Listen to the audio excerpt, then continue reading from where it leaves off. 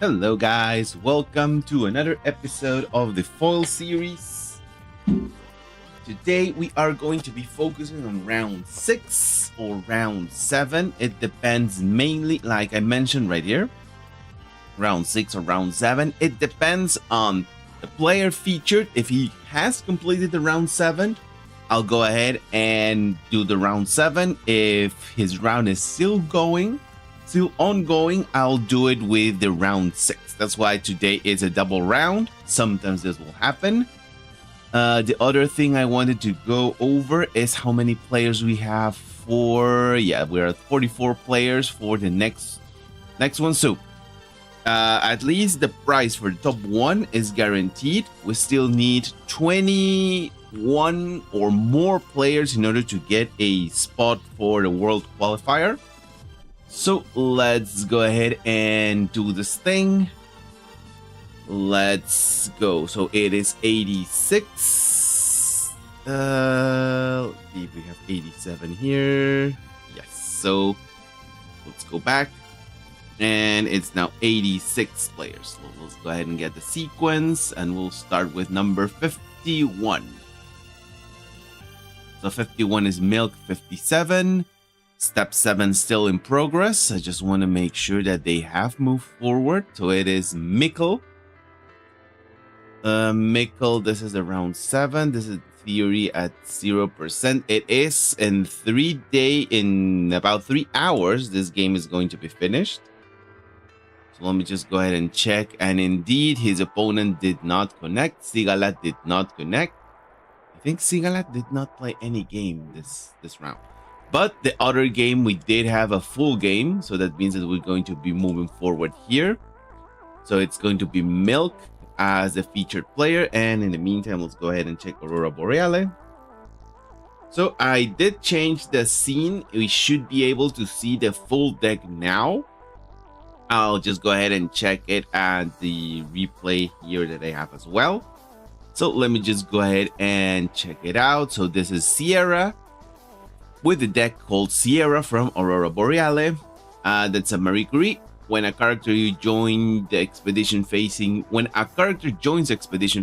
you may have target character other than me gain 1 boost. And when play from hand, if you control a token, target character in play or in reserve gains 1 boost. Then we have the Macfeng Hoarder. When play from hand, if you have 2 or more cards in reserve, draw a card. And when play from reserve, you may sacrifice a permanent. If you do, create a brass bug 2/2 in target expedition. So this card, combined with some of the cards from set 4, is actually very, very good. Also, we have the Dredger Drone. Both abilities play from reserve. You may spend 1 of my boots if you do resupply. And you may exhaust target card in reserve. And the typical ability of the Dredger, that's a passive ability from the reserve that at noon you may choose 1. I gain 1 boost up to a max of 3, and you can exhaust it in order to for it to gain 2 boosts. I think Aurora is not going to have an optimized deck, but let's go ahead and check it out a little bit once that game starts. Now let's go ahead and have Mikkel, and Mikkel will be our featured player. So this is a trace known as Mid Aggro S4. So reinforcing the fact that it is from season 4.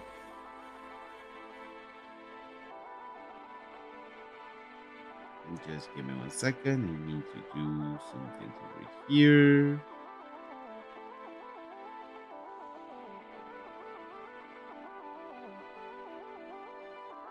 I don't know why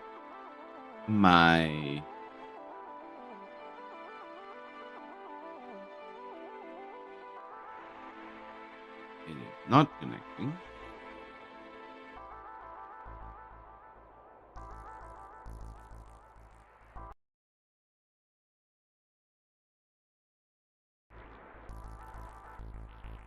Yeah, it's not working. It's not. There we go. It's giving me audio right now. Good. Okay, so why did you stop? Did you stop? Yes, it stopped. Why did you stop? There we go. Okay, so now that I have audio, let's go ahead and check out the deck. So let's go ahead and check the uniques. The Martingale, if you control 2 or more landmarks, resupply. One play from the ability from reserve, that is played from anywhere. The support ability, the next card you play this afternoon costs 1 less. Also, we have the Mana Druid. When play from reserve, I gain 1 boost for each card in each player's reserve. And finally, the Mountain Nymph, play from anywhere. If I'm facing an expedition in mountain sabotage. Otherwise, you may exhaust target card in reserve. And the support ability, you may create an airlit token in target player's landmarks. So that is for Milk. Let's go ahead and go to the end game. And no, they do both have optimized deck. No, Mickle doesn't have an optimized deck. Just for 1 card, but I just wanted to mention that. Here we go. So, just an opening with a double Brasbuck, probably going on both sides. Yeah.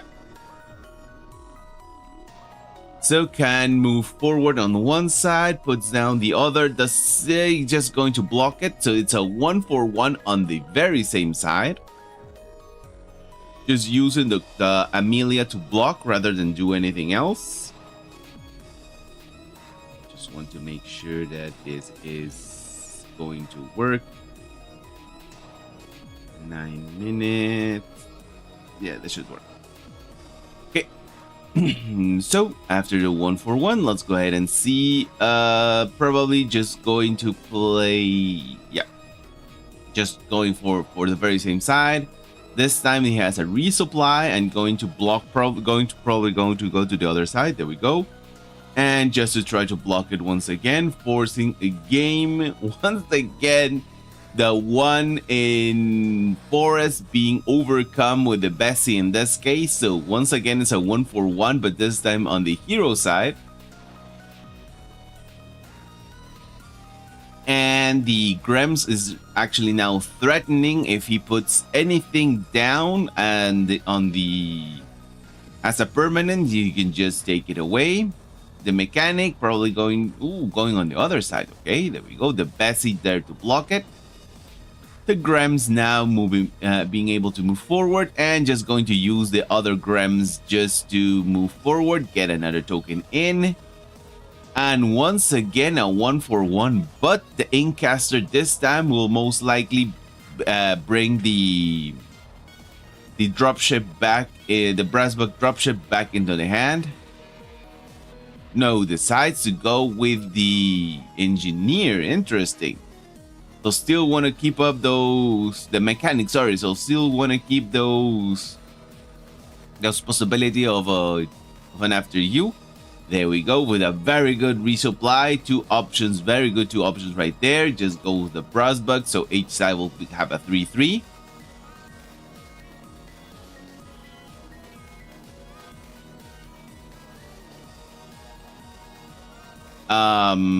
No, he played them both on one side. BGA is not displaying it correctly, but I can see here that it does have the 6 on the companion side, so it's just a 1-for-1. And because BGA bugged itself, I was expecting this to happen. So let's see if we can move one more move forward. This is 66. So let's go ahead and move to specific move fast to 67. Let's see if this works.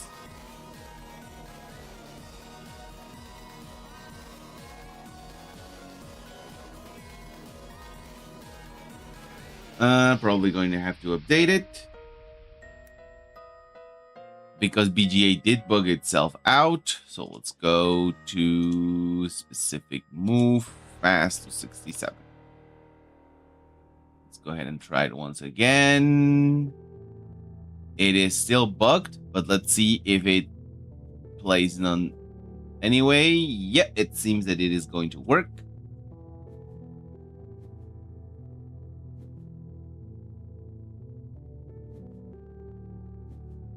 Okay, BGA is still bugged with a brush bug, but at least we know we can see the progress right here. So going to go for both sides.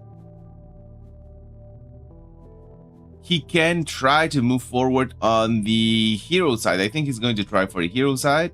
We have a boom to get rid of something else. He gets rid of his own boom in order to he plays the boom first in order to move probably on both sides, get rid of a card, of course, as well as putting up those brush bugs with the boost already.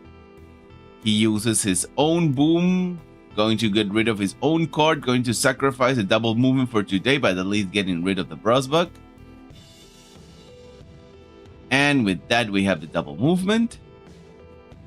And Aurora Borealis is on match point right now. And the brush bug is still bugged over there, but what can we do? Let's just hope that it keeps moving forward. There we go. Just after you. Play it on the other side. Block with as little mana as he can. Goes on the other side. Gets a token in. Probably go. He may go with a restocking. No, goes ahead and plays something on the other side. So he is almost out of mana. 3 mana left. So going to sacrifice the. Yeah. Not sure if he should have done that with a boom. Then this is going to be it. So he can just sacrifice anything. Get rid of the other side. There we go. And yeah, that's it. Is going to just barely going to move forward. Mikkel did a very good job, but unfortunately, once the brush bugs were out, the hive was out, it was very difficult for him to try to do anything else. And just like that, Aurora wins the match.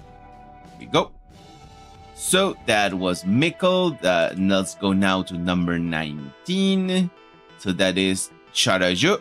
He has finished his step 7, so we're going to look at the game step 7 now. Also, we are almost done with step 7 and we're 82%, so I'm guessing it's going to be an 8-round tournament. So we have seen Charajou before, but nonetheless, it's still going to be the featured player. He's playing against SBTFU Moamem. Give me just a second. There we go. So let's go ahead and check out Moamem's deck first. A Femme de Poirot. Not sure what that means, but a Femme de Poirot. Both French players. We have first. There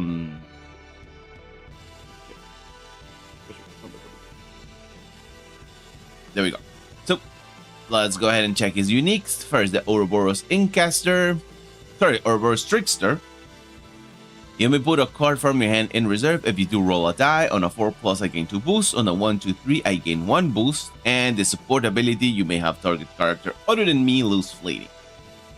Lyra Navigator, whenever you arrow, so whenever you play her, you may discard a card from your reserve. If you do, anchors a character with cost 3 or less. And Lyra Navigator, very heavy investment in water, but only for 3.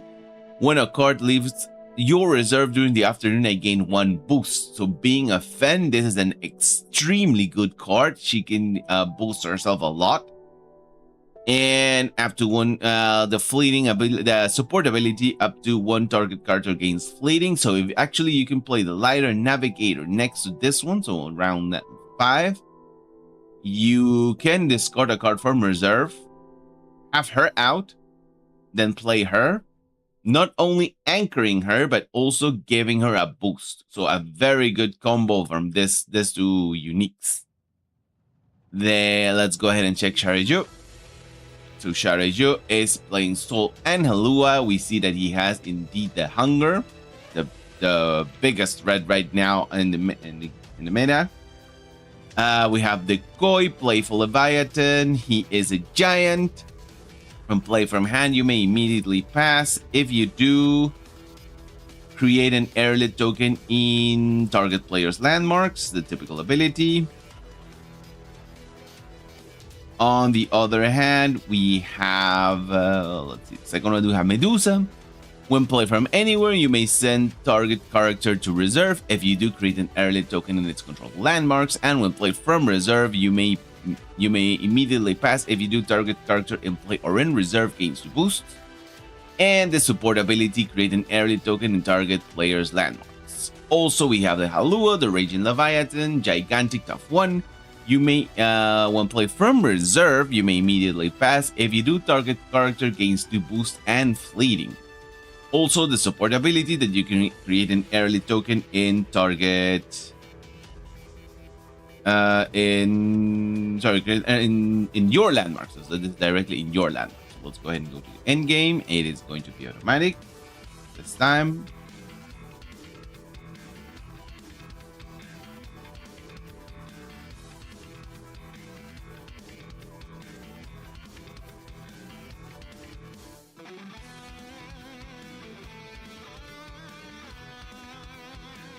Okay, so we have the colorful Cuco against just a 1-for-1, playing an Anansi just to go for the 1-for-1. Sometimes you don't need the Anansi to go all out.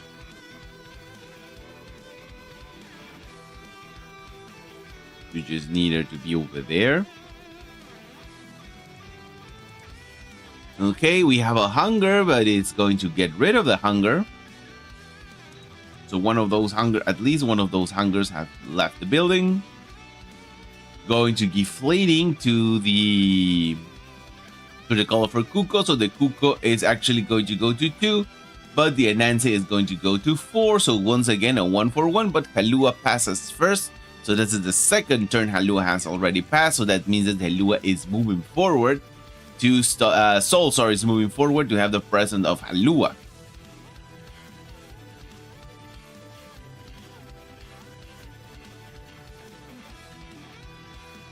I think it could have been a good turn to try to rush, but he's doing it in a different way. Going to give the fleeting once again. No characters to use the... At least he gets a Halua out. No characters to use the Duel of Grit. So once again, a 1-for-1, consuming another Anansi, but still not overcharging his reserve because he has a Contortionist.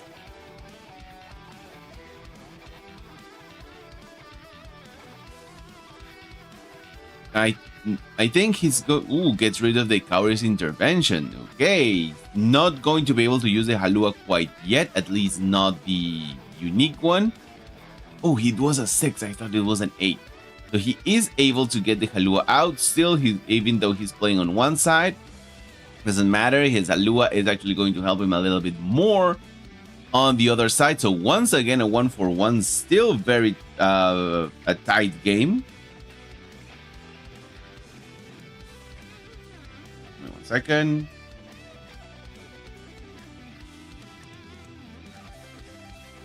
Okay, and he doesn't have the... So this one is just going to get the boost rather than the fleeting.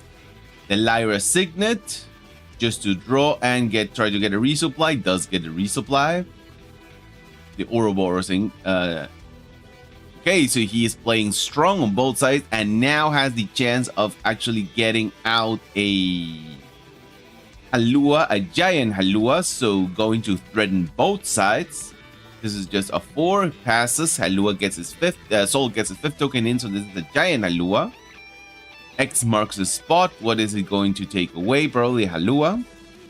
No, gets rid of the Garrick and puts it in the 2nd position.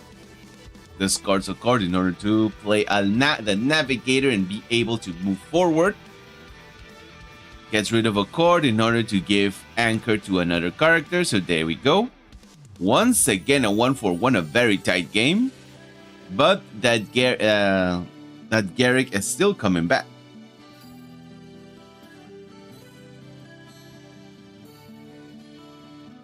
And he just came back actually because I think it was a 2 that he drew. Is going to be facing the Garrick once again. The magical training just and after you knows what might be coming this turn. Uses the Uses the, what is this called? The symbiosis? Joining fate, sorry. Joining fate in order to get an anchored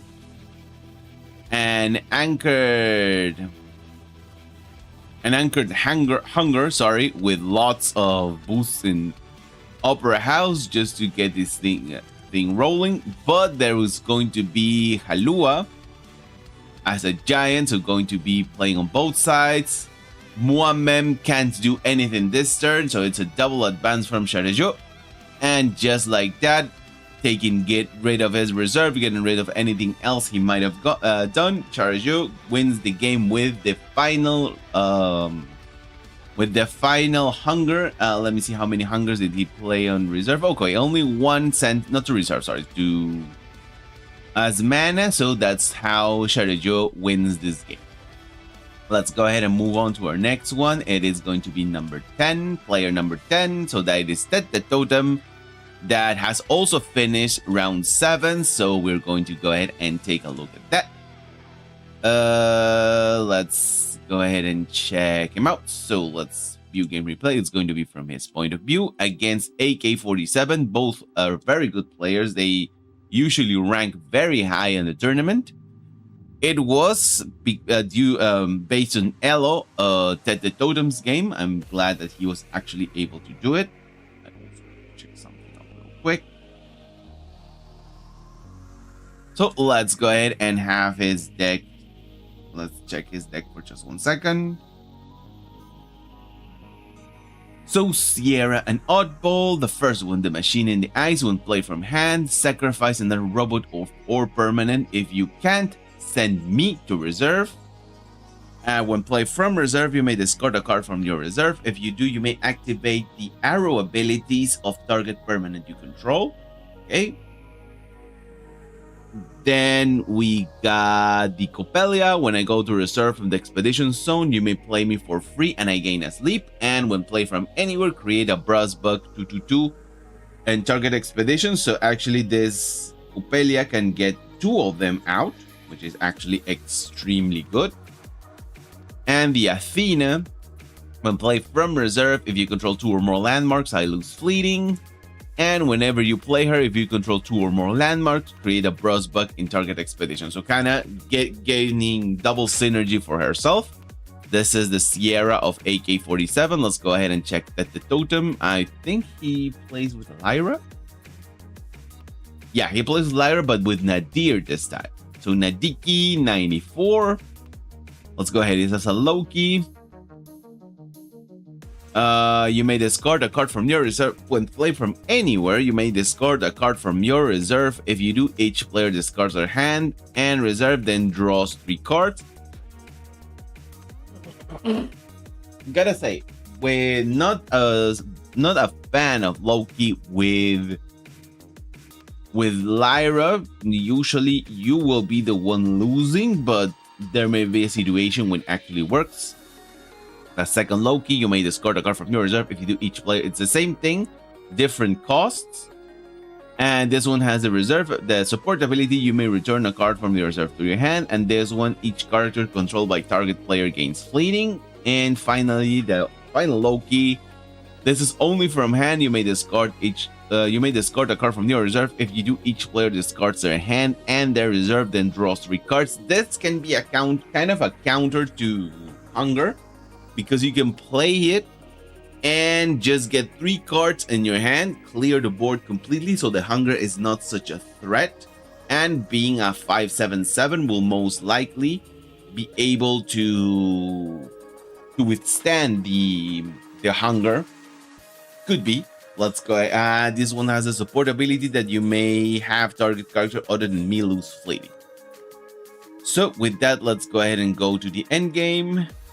It's not going to be automatic, so give me just 1 second. Oh, by the way, didn't mention these are both French. The Totem is a French player and AK-47 is a Belgian player.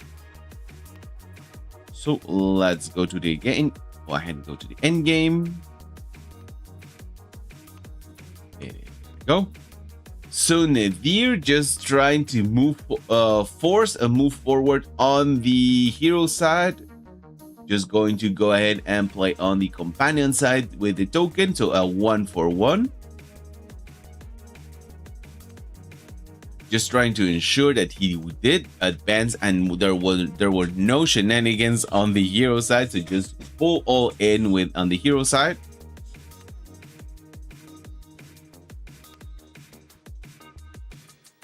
Okay, probably going to use the Hatter this turn.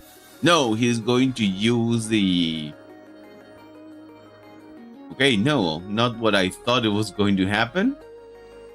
Uses the hook to play it on the other side. There we go. So not blocking right now, but does have the Hatter in order to block on the other side. Going to use the hook again in order to get rid of the Hatter.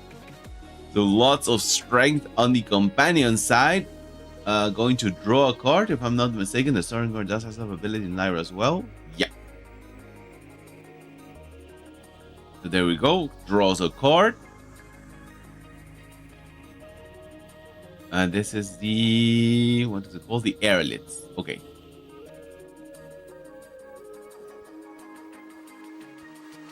Once again, the Serengard doing his thing. The Opera House. And Hatter blocking on the other side. Let's see what he can do. Gets a token in. Going to probably draw another card. No, decides to go with... What are you going to do with that?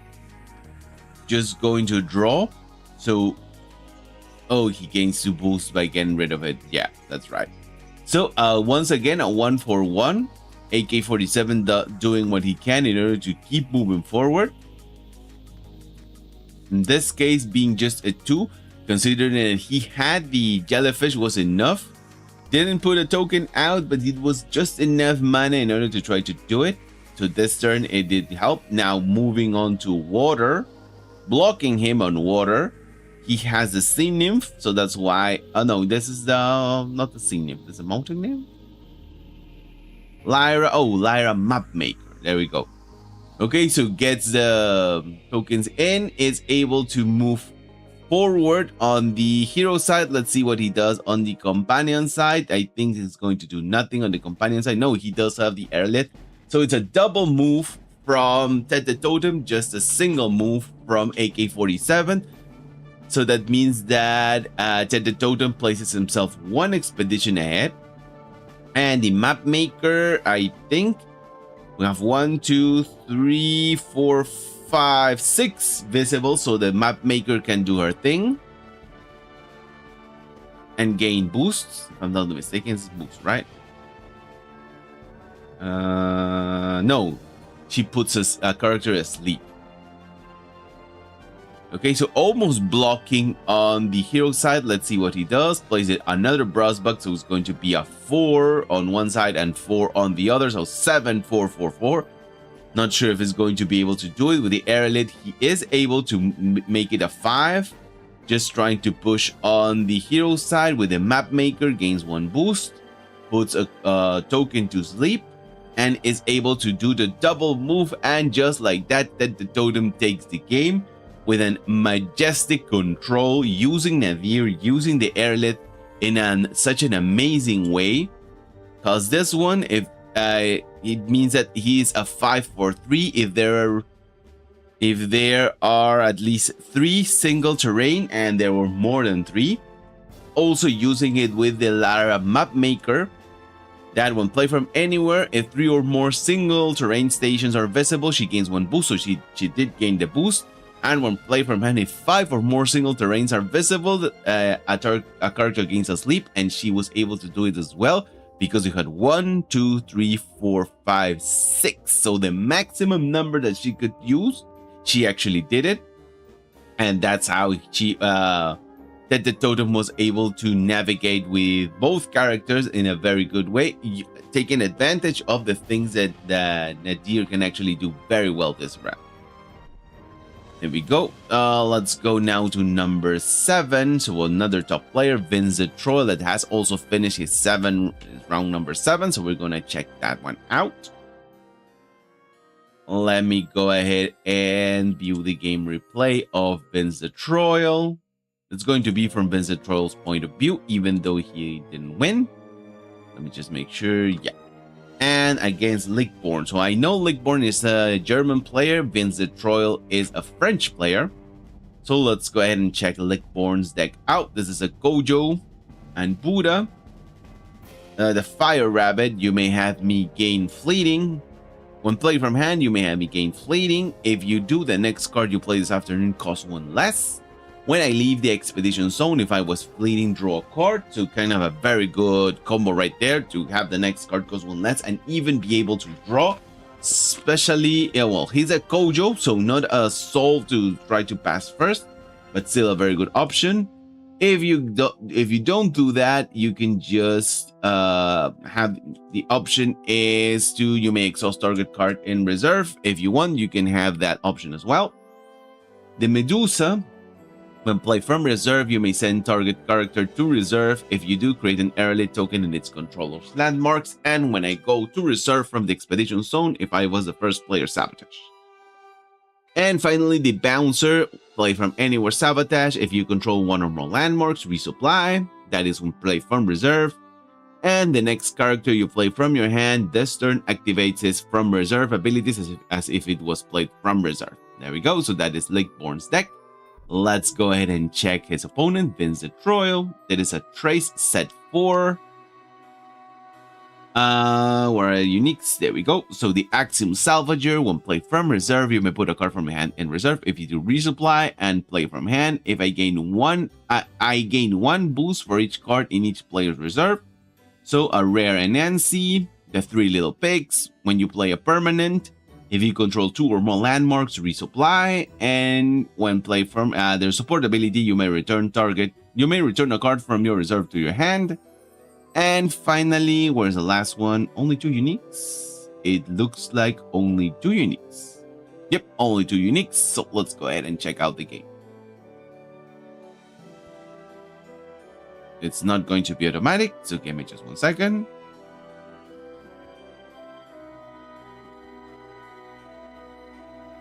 There we go.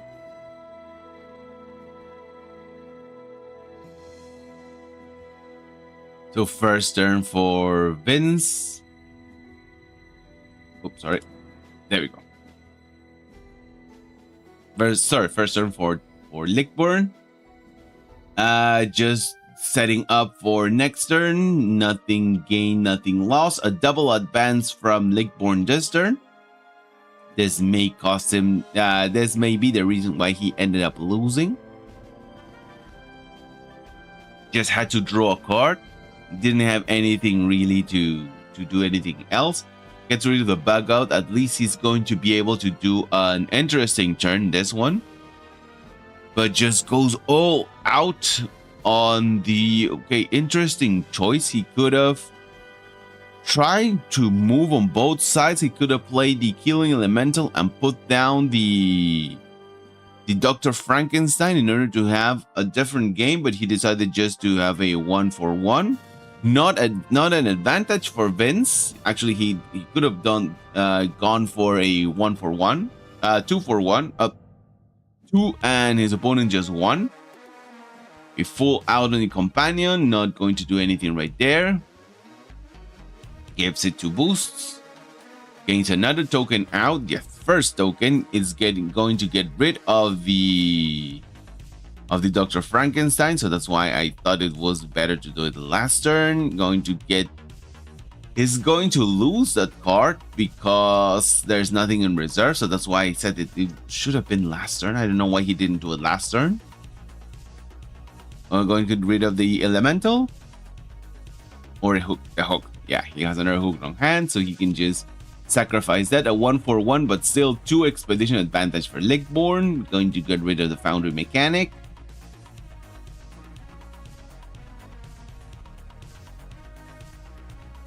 Not what you want to see on a resupply with the Haven, but at least it is something. And after you, okay, he can get 2 tokens today. Sarengar on the other side, and now it's a chance for a double advance, so goes ahead and plays it there. Yeah, it could work. Just to make sure that he is indeed moving forward. Blocked right now. Missing just 1 more. Going to get rid of the fleeting, and with that, it is a 1-for-1. Still with a 2 advantage in Lakeborn, Vince has not been able to turn it back. At least he has his 5 tokens now. Being the first player, he can get rid of the... No, it's going to be the first player for Kojo. So Kojo can, if he has the hunger on hand, I think this is just going to be game. Let's see what he plays first. No, the Grem's getting rid of the Haven, obviously.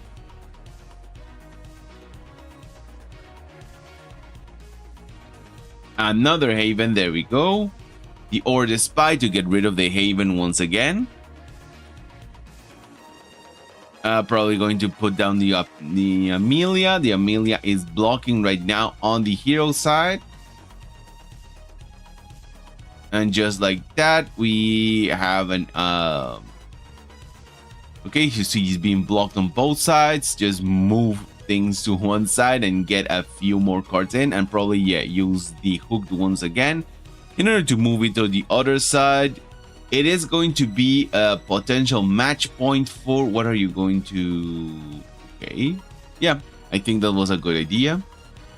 Just a match point potential for Leagueborn. Now, finally, Vince has some options on hand. Probably going to get rid of the restocking and... Why you resupply? Oh, you were the first player to sabotage. Got rid of one of the important cards that he needed to keep. We have the Gibble right now, going to get rid of a unique most likely. Yeah, going to get rid of the unique. The Spy just getting a token in. That's just 3. After you with the Grem, so being able to get rid of a token in order to block completely one side. Exactly what he's going to try and do. Going to get rid of the Jammer to get a token in. Signaler on the other side, and I think this might be it. Depends on what he can do right now. Justin after you. Yeah, it is done. There's nothing he can do to block on both sides. There is nothing he could do to block on both sides. So just going to do a single advance rather than a double. Vince was not able to get it, get the ball rolling this time, unfortunately. And with that, we have Lakeborn win the game. There we go. So next match is going to be 84. Let's see if this is a completed match. Should be. So Logios is step 7 is in progress, but step 6 was completed. Sakaraji Logios has not participated in any game yet. Yeah, this is the one that has not made any match. He has lost all, but that is because he has not been participating. So I can open up his games, and this was abandoned every time. So Logios didn't connect, Logios didn't connect, Logios didn't connect. So he didn't connect to any game. Let's go ahead and check out. So since we had a dud, let's go ahead and check the first player out. So World Gaze has already completed his step 7. We know number 1, right? No. So World Gaze has already completed his match 7. So let's go ahead and check him out. He's playing against Aselio. I think it's an Italian player. Not completely sure where World Gaze is from Singapore against Aselio. This is actually a French player, sorry, not an Italian one. So let's go ahead and check first Aselio's deck out. So this is a Kojo Priya version 2, not 2.0, just 2. Let's go ahead and check this one out. So uniques. There we go. So this is a 3 unique Priya. When my expedition moves forward, create 2 early tokens in my landmarks, and when a character you control gains fleeting, target character gains 1 boost. Where the reserve ability, you may exhaust target card in reserve. Another Priya. When my expedition moves forward, create 2 early tokens in my landmarks. When played from reserve, if you have less cards in hand than your opponent, target character gains 1 boost, and the support ability up to 1 target character gains fleeting. The third signaler, when my expedition moves forward, create 2 early tokens in my landmarks. When played from hand, you may have target character other than me gain 1 boost, and when played from anywhere, you may exhaust target card in reserve.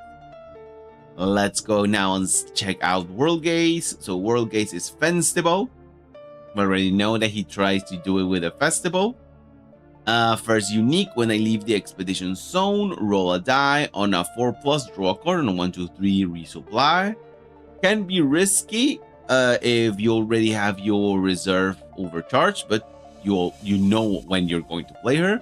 When play from reserve, you may discard a card from your reserve. If you do, you may return a spell from your reserve to your hand. Okay, so getting rid of 1 card in order to get another spell in.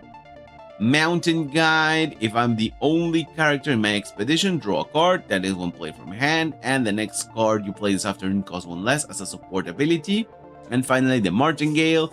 At dusk, roll a die. On a 4+, draw a card. On a 1, 2, 3, resupply. And the support ability, the next card you play this afternoon costs 1 less. So let's go ahead and see how World Gaze did it this time. Not going to be automatic, 39 cards for each, so both are extremely optimized decks. There we go. Let's go to end game. Just make sure. Yeah.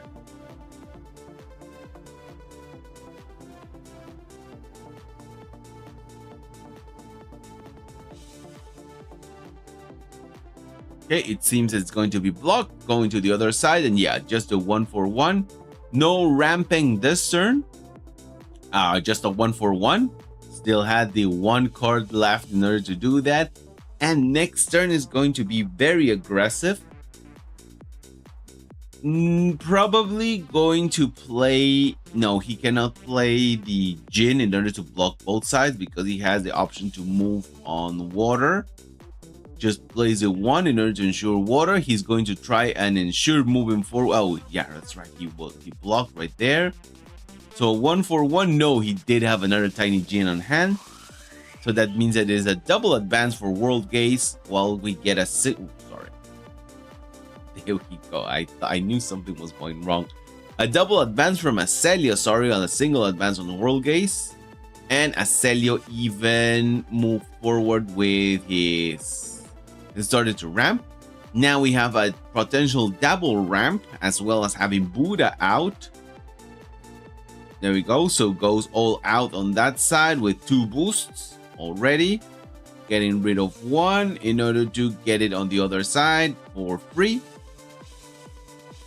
The Leviathan Spotter. Going to put characters up to sleep. And if Aselio doesn't have removal, this is going to be actually game for World Gaze.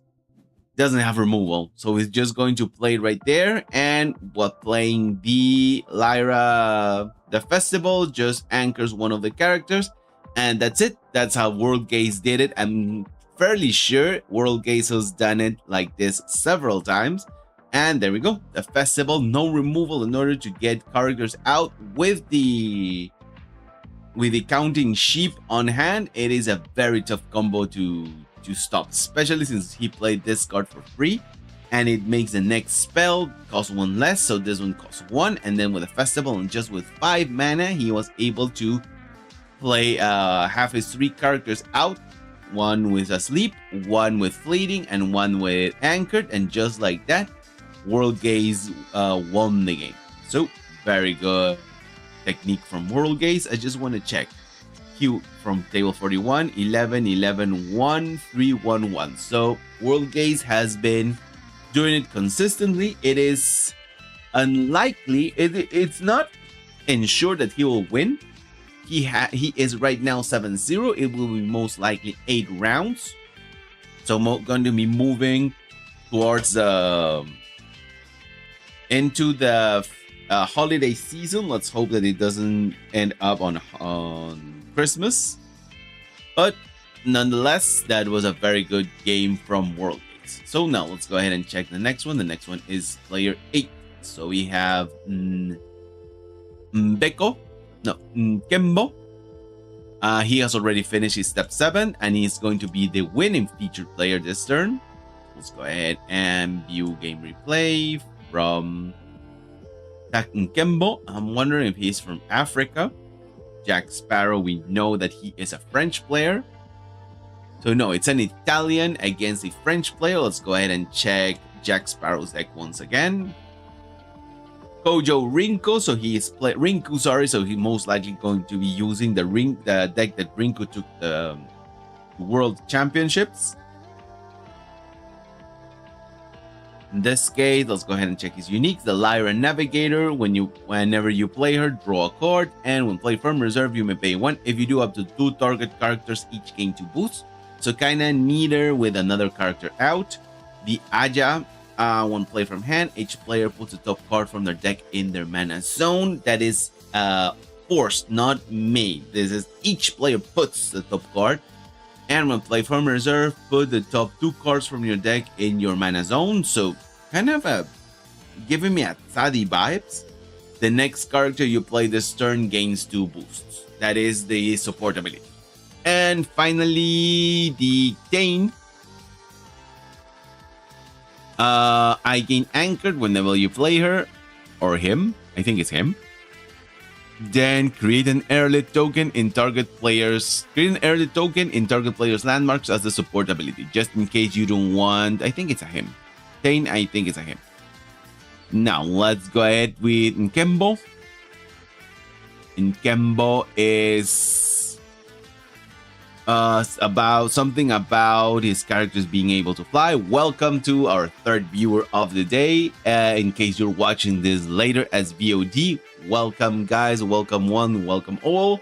I hope that you are enjoying the streams.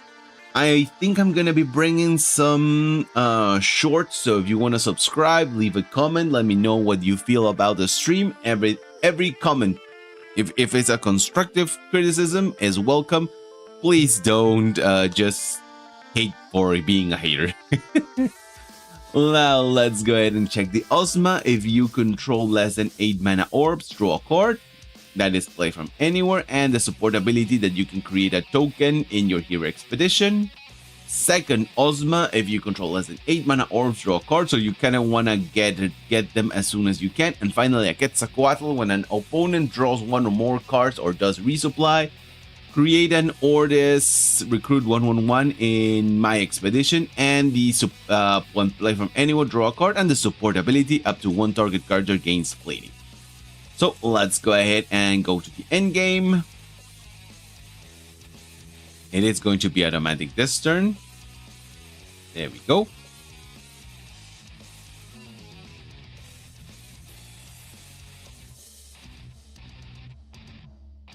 Tough choice to start, but I think it's going to be most likely first as an after you. Yeah, going to play it on the hero side, and he's going to be able to kind of block it on the companion side. Not ascendant. He didn't ascend. I don't know. I'm not sure if he did ascend expedition. Just gives a boost out in order to start ramping. It's going to be a double advance from Nkembo, a single advance from Jack Sparrow, but at least Jack Sparrow gets to ramp a little bit, uses all the cards he has on hand in order to do that. There we go, a card goes right in. Yeah, I thought that was going to be a problem because they didn't show the ascend. So this is step 21. So let me go ahead and go to step 22. Let's see if it lets me. It looks as it is. Okay. So let's go to the end game once again. Not moving forward. Okay, and that was step 21. So let me go ahead and update it. Let's see if I can get to step. Oh. Okay. Is it moving forward now? No. Let's go to step 24. We may have to go to another step. So let's go to 24. It lets me. No, it doesn't.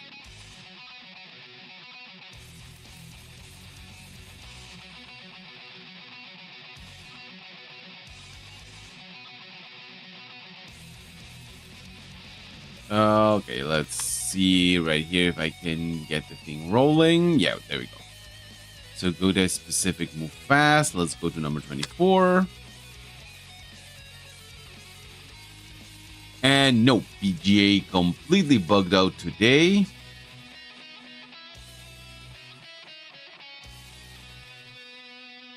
Let's go to number 25.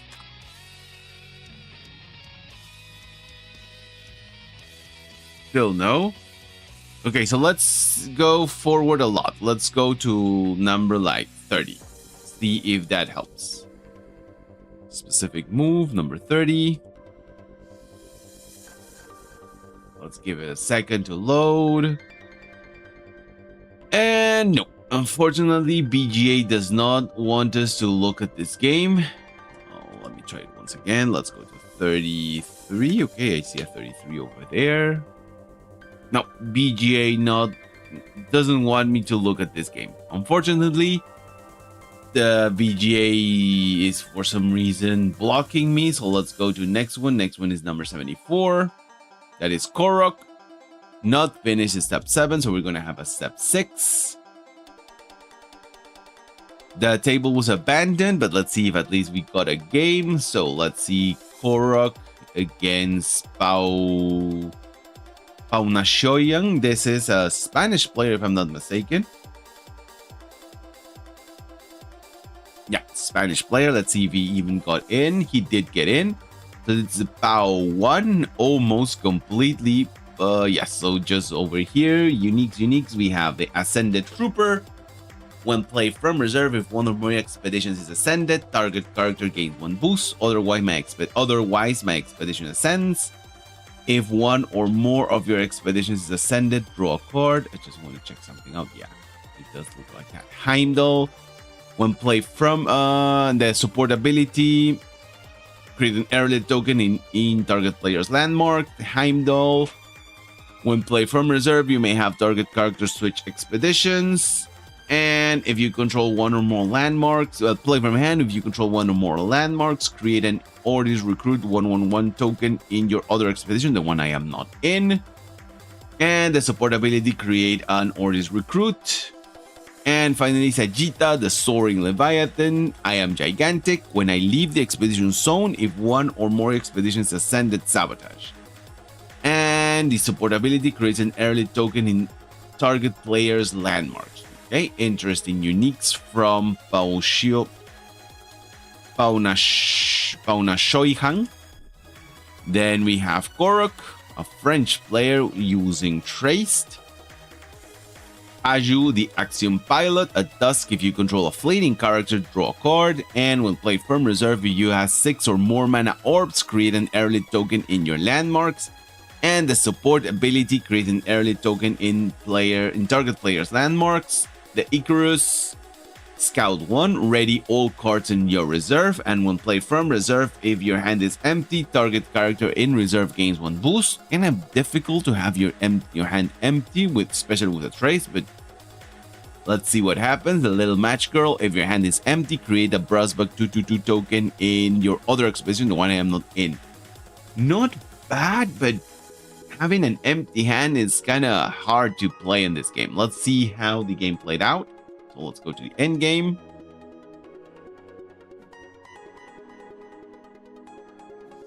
Not optimized deck from Pao. Like I expected, it was very, very charged. There we go. So probably going to get the Sap Sniffer down after using the Killing Elemental. Yeah, Killing Elemental to try to move. Oh no, he actually got something else. The Soar for 1 ascends his expedition in order to ensure a double move forward, just using the restocking station this turn to get a token in and 2 for the restocking station. So that it's a double movement from Pao, a single movement from Korok. Korok falling behind just a little bit. Nothing critical, just 1 expedition behind, but the accountant is actually is going to get powered up pretty quick. He has a sabotage in order to try and remove it, so most likely going to do that this turn. Going to get rid of the accountant. And just the order spy to get rid of the other card that he had right there. So no more movement from Korok. It's a double advance from Pao. So Pao now 3 expeditions ahead from Korok. When you get up to these situations, things get kind of dicey.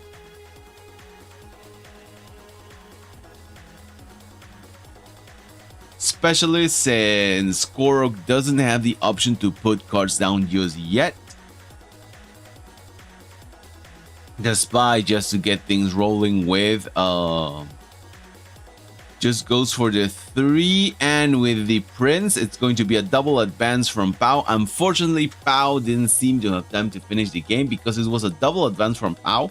Most likely just going to win the game next turn because of what he had, but Pao did fall behind in time. With his time management, and that's why he ended up not being able to win this turn. Unfortunate for him, but that can happen. Let's go ahead and try to have the game that we couldn't. 8, I'm going to open it once again. We're going to go to 33 just to see if we can finish the game. So view game replay from Deco. Once again, let's go to number, let's say 35. If it loads, let's give it a second to see if it loads. No, yeah, BGA just does not want us to see this game. Unfortunate, but that can happen sometimes. And the final game of the day is going to be number 35. So that is El Toffee. El Toffee has already finished his step 7 as well. Let me just go ahead and check something out. So it is at 984, 82%.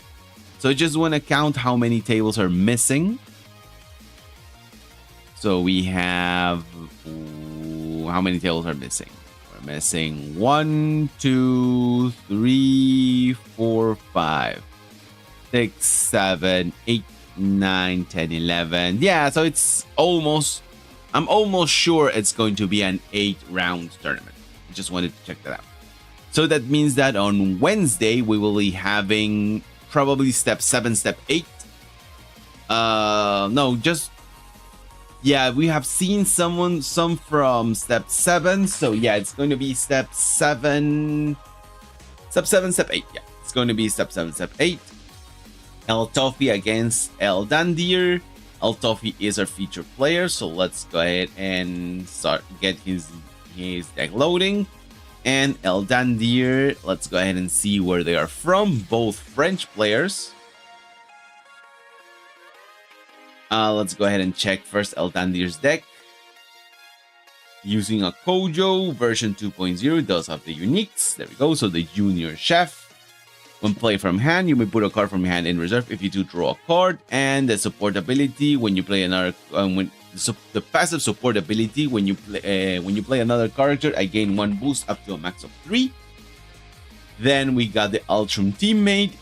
When play from reserve, you may rush. If you do, up to 2 target characters each gain 1 boost. And 1 boost, sorry. And when play from hand, if you control a fleeting characters you control gain 1 boost. And finally, the Suha, the Korgan operative. When I leave the expedition zone, sabotage at dusk. If you have a 2 or more boosts, create an. If I have 2 or more boosts, create an early token in target player's landmarks. There we go. So that is El Dandir. Let's go ahead and check the uniques from El Toffee. Garrick, Revered Duelist. If I would gain fleeting, I gain 1 boost instead. And when play from reserve, you may discard a card from your reserve. If you do, each character you control other than me gains 1 boost. A very good a very good charge for cost 3. Costing you, of course, 1 card from the reserve, but not a bad ability to have either way. This can actually play very well with the Tiny Djinns because you can boost them right away on day 3. So if you have 2 Tiny Djinns out and you have Garrick in the reserve and you can play him, if you have another card in the reserve that's most likely being day number 3, you can ramp up both days, get them up to 4. No, actually, yeah, get them up to 6 on the mountain, almost ensuring an advance. And he also gains a boost. And he doesn't gain fleeting action. You can use him again. On the other hand, we have the 3 little pigs. When played from hand, if you control 1 or more landmarks, draw a card. When a character you control gains 1 or more boost, up to 1 target character gains fleeting. And finally, the Asmodeus. When played from anywhere, you may put a card from your hand in reserve. If you do roll a die, on a 4+, I gain 3 boosts. On a 1, 2, 3, I gain 1 boost. Still a very good card for 4 cost, being a 666. And the support ability, the next character you play this afternoon gains 1 boost. Okay, there we go. So let's go ahead and check the game to the end. It's going to be automatic this turn. There we go. So both are playing Kojo. May the best Kojo win. Probably going to be just a tiny Jin. No, actually goes for the spotter.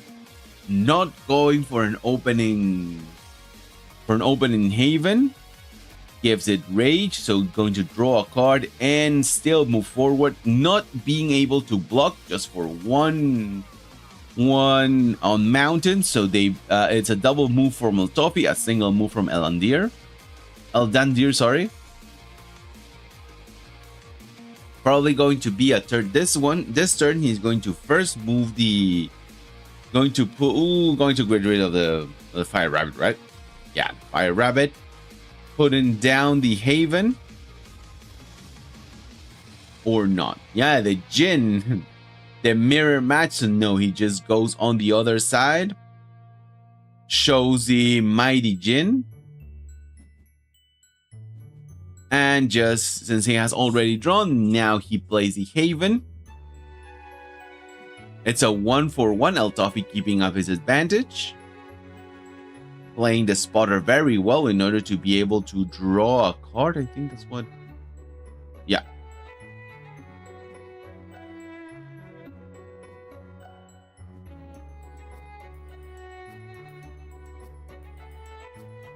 Yeah, that was a mistake once again, because since he showed I knew this was going to happen, so we are now... Ooh, I don't know. It's not even showing me on the right the turn we are in.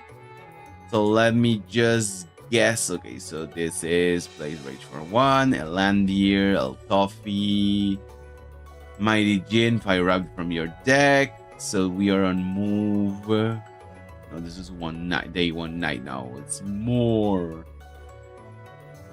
Plays Rage from the reserve for 2. Okay, so not that far ahead. Plays the and his Hero Expedition. Let's say move 40. Yeah, about move 40. Oh no. Let's see. Discards Mighty Jin to mana. Okay, so it's right here. Let's see if we can get it moving. Yeah, this was last turn. Still showing the mistake. So this is... Oops, sorry. This... Oh, I didn't know that. I didn't see. Okay, so... Let's go ahead once again. Eltofi, I think that was move 33. So let's move to move 45.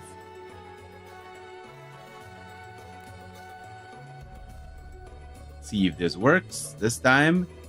It looks like it's going to work. So let's go to the end game. There we go.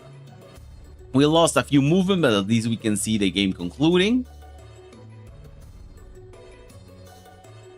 Yeah, intimidation goes right there. The bug has been corrected. Goes ahead and gets rid of the Leviathan. No, doesn't get rid of the Leviathan. That was last turn. Another haven in. Plays his very own spotter, and just Eltofi plays on the hero side to try to gain on that side. Shows the Mighty Jin. It's going to bug out again, unfortunately. Plays physical training on the hero side to try to move there. And just goes ahead and plays the Talarian Skater in order to move again on that side. So Eltofi still keeping up his expeditions. I need to know what turn we are in. This is 66. Let's see if how long it keeps being. So 66 moves to the other side. This is about 67. Still not bugged. Doesn't show the Jin that he has on hand, but let's see if we can keep moving.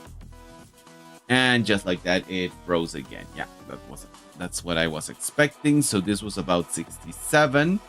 So let me just go ahead and see if I have view game replay. Toffee, let's go to 69. So the Leviathan spotter is giving lots of problems. Let's go to 68. Let's see if this works. Should work. There we go. Yeah, it's working. Very good. And it's not fixed, so it's not 68. We need to go a little bit further. Let's go to 71. Let's watch this game replay. Choose Toffee once again. Sorry guys that this is actually happening. Specific move pass, so 71.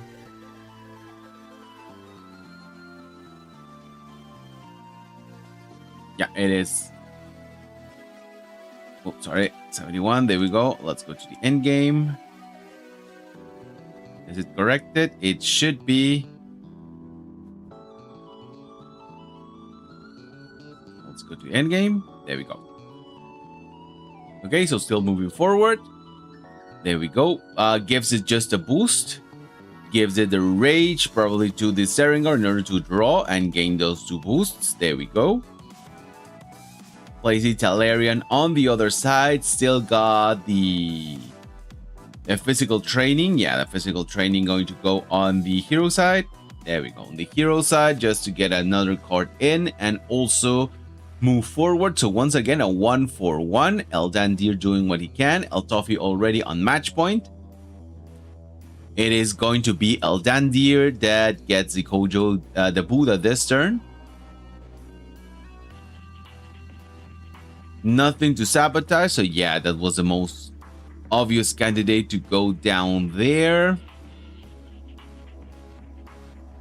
Going to go with the okay, so puts a card down. That is a 5. In order to gain the boost, that is an 8. I don't think that he's going to be able to get things done. The spotter to show a card from hand, so we know it's going to bug again unless it finishes on this turn. Yeah, that is. So he just, there was nothing Eldandir could do. Even if the game freezes now, it's going to just move forward. And just like that, Toffee moves forward, gains the advantage that he needed, and just like that, Toffee ends up winning. So what I'm going to do, I'm gonna submit a bug report right now on the forums because of the many mistakes that the Leviathan has actually frozen the replay. I hope that this helps out, and with that, that's going to be it for today, guys. Thank you very much. I hope you enjoyed today's stream. I'm sorry that so many games were frozen, but a Leviathan is giving some mistakes. So with that, I'm gonna leave it for you today, and I hope to see you next time. Take care.